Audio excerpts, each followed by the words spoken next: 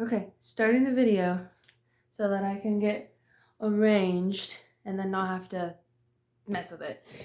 All right, I got my blanket. I got my dog. This is Lucy. Lucy, can you say hi? Can you get up so I can see you? There she is. Yeah, this is Lucy. She's my good girl. She is going to be joining us for this cozy November TBR talk. I wonder if I can bring you a little bit closer though. Oh yeah. Ooh, bouncing around. Stay there. Awesome. Sorry about the lighting. Maybe it's okay. It's raining outside. So that's cozy, but that also means that maybe the lighting's not very good, but I think it's okay. All right. I got a whole bunch of books that I am very excited to be reading here in November. I did a quick little wrap up of the books I read in October. That's a short on my channel, so you're welcome to check that out. But first, take a look at Lucy. Oh, she was all snuggled up, but that's okay. All right, but first, let's talk about, so there are actually two books on my list that I've already finished, even though it's only, the 7th? Caravel and Small Favors. Caravel by Stephanie Garber and Small Favors by Erin A. Craig. Love Erin A. Craig, so it was awesome to read another one of hers. I was thinking for this video, I would just tell you guys what I knew about the book, what made me excited to read it, and I'd love to hear from you guys in the comments if you have read the book, what you think of it, and so on. But since I've already read Caravel, I'll just give a brief summary. It's basically this girl gets invited to Caravel, which is an enchanted circus, but all is not as it seems, and there is a mystery afoot, and she has to figure it out. And that's basically all I knew about the book going into it. I also knew it was very, dark fantasy almost, circusy vibes, which was cool. So I was really excited to read this. I think on my Goodreads, I said it was like eating chocolate cake. It was rich, it was enjoyable, it was satisfying, but it was also gone really quick. And there's not a lot of, what did I say? I think maybe something like there's not a lot of nutrients in it. Not to say it's bad, but it's a very easy read. It's very quick. It was fun for sure. I think I gave it 3 stars because while I really enjoyed it, it didn't really change my life at all. It didn't really affect me deeply, but it's a really good time. So highly recommend, a great 3 stars. Next that I've actually already read is, upside down, Small Favors by Erin A. Craig.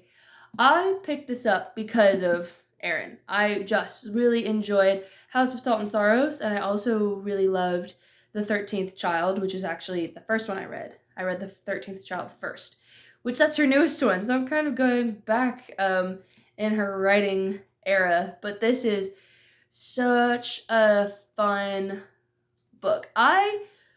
All I knew what it was about was a kind of dark enchanted forest and the people who lived next to it. It's a little slow. It's a little bit slow. Pretty much all of this is set up, and then about here is where things go crazy. But it's like a mystery woven throughout. So if you're looking for it, you're definitely gonna pick up some key things. But a really beautiful golden hour glowing forest that has a dark edge to it. So that was pretty fun, to be honest. Okay.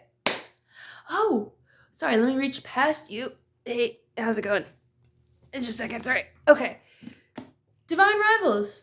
I am not halfway. I am a quarter of the way. I'm on page 91.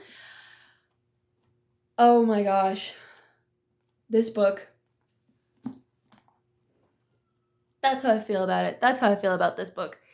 It is gorgeous and beautiful, and it's changing me already. And it's some books just skip along the surface of my mind like rocks on a lake. And it's fun. It's a great pastime, but nothing really sinks in. There's no change to the waves of my mind. I don't know what I'm trying to say. I'm trying to say this book is altering me in the best way, and I am so excited to finish it. So definitely gonna read this in November.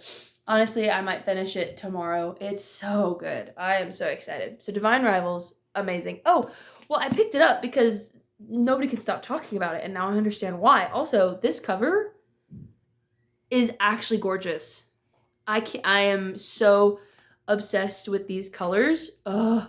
And the flowers and the gold and the typewriter keys. Ugh. Aesthetics. Beautiful. Okay. 10,000 Doors of January. I picked this up. I don't know if you can hear the jet. Sorry if that's really loud. It's so loud to me. Anyway, I picked this up because I saw it on my Goodreads. Like, if you liked this book, you'll like this one. This, all I know about it, I have not read any of these from now. All I know about it is there's this girl who goes to live in a mansion with somebody. So, like how Narnia starts, or a series of unfortunate events. But she finds a book that's enchanted, and it leads her to apparently 10,000 or so doors, and they go to different places. So, like Magician's Nephew, which is pretty cool. So that's all I know about this. I'm excited to check that out because I love portal fantasy where there's like one hallway and there's doors on each side and they all go different places. I don't know if that's exactly what this is, but that's what it made me think of. So I'm excited to see how they do that. And apparently the main character's name is January. So, but I'm reading it in November. It's fine. It'll be great. And next, I love me a Brando Sando. Ugh, cannot wait to eat this up. Yumi and the Nightmare Painter. I already know I'm gonna love it. It's Asian inspired. It's a land of nightmares. It's a land of color. And he has a paintbrush as a weapon. Can you see that right here? That is so cool. I love that idea.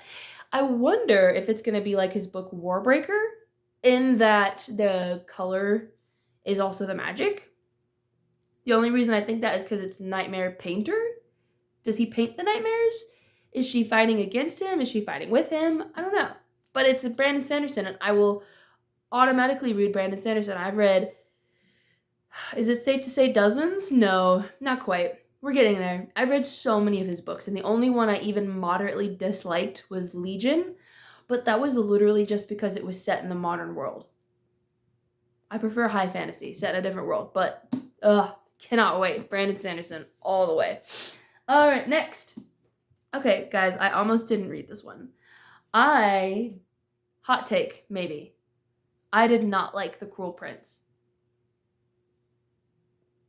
The characters, there were no redeeming qualities. They were all so annoying and so evil and so dark, and they enjoyed it. And I want to root for my characters. I need some moral fiber. So I didn't like it. But I'm going to read the next one. The Wicked King. Everybody keeps raving about it, and so I have to see. What it's like, but it's got to prove itself because I'm going in rather dubious and doubtful.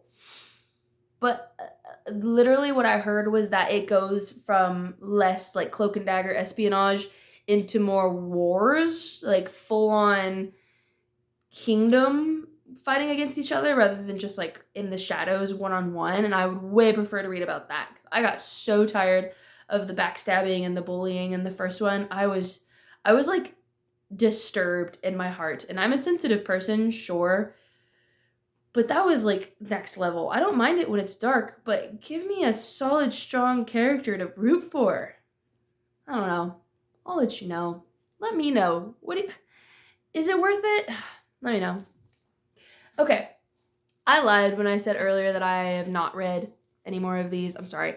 I have read some of this, The Book That Wouldn't Burn by Mark Lawrence. This guy is crazy. Let me read a little bit of his author bio. He went to college for mathematics in London. He got a PhD, not college, sorry, PhD. And then he went to work on research projects, including missile defense programs and image processing and decision reasoning theory, whatever that means. He's brilliant. And then, on a whim, on a lull, he decided to write fantasy, and it became this amazing series. I believe it's a Oh, it is a trilogy, the Library Trilogy. This is book 1. I've heard people say it's very technical, and I'm just barely into it, but yes, it is. It's it's very much the brainchild of someone who is brilliant in mathematics and I think literally rocket science. So it makes sense that his fantasy world will be just as intricate and um, dense. But I love that. It reminds me of Tolkien in the best way, and I love Tolkien. I love Tolkien. Do you see this? That's half of the map up there. This map is 80 inches long, and it covers our living room because obsessed with Tolkien. So I don't mind a dense. I don't mind a dense fantasy. It'd be great. All right, we have one more, I believe. At least on my physical TBR. I have others floating around in my head that would be fun, but last in the physical TBR. Imagine Pride and Prejudice and add dragons. Heartstone by Ellie Catherine White. And I literally picked it up because of the dragon, because I am obsessed with dragons and want to read more books with dragons in them. Also, I love Jane Austen and Pride and Prejudice, the movies, the books, the TV show, all the things. So, Pride and Prejudice with dragons is how I've heard it described. And I'm excited to see what that's all about. So, that's it for my November 2024 TBR. If I get through all of these, I will obviously do a wrap up, but then let you know if there's a part 2. But that's kind of a lot. And I do work, and I mean, we're busy, but who isn't, honestly? But reading has just been such a comfort and a satisfying, nostalgic trek back into fantasy. So I'm so glad to be back at it a little bit more. So let me know which of these books you've read or are interested in reading, and we will see you later. And say bye, Lucy. Say we love you guys. Bye. Have a good night.